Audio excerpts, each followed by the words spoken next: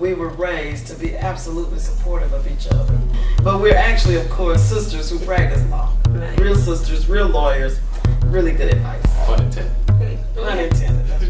I think every time America makes progress, young people lead the way. And that's true whether you're talking about the abolition of slavery or women getting the right to vote. And of course, those were movements led largely by whites, but young people led the way. The civil rights movement, Jesse Jackson and those were in their 20s.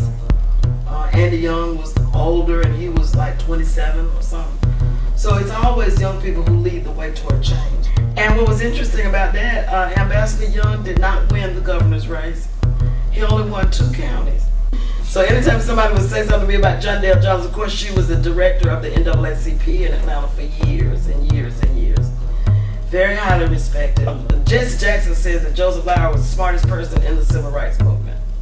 One time we were in a meeting, I think it was at Pascal's, and I was new in town, and he called on me to pray. Now, I'm a Christian, but I don't do much public praying. But I'm also raised Methodist, and he was Methodist. And I know that in the Methodist church, when somebody asks you to pray, you are supposed to immediately stand up and say, let us pray. You don't want to make minimum wage, don't have minimum skills. You don't like school, find some other way to get educated. The only way not to be played in a system like this is to prepare yourself. Learn something. Be indispensable so that you can't be played. There's a tremendous amount of women who want to see a woman finally be president. India, Pakistan, Israel, Yes. Germany have all had women leaders. Yes. And the United States has not.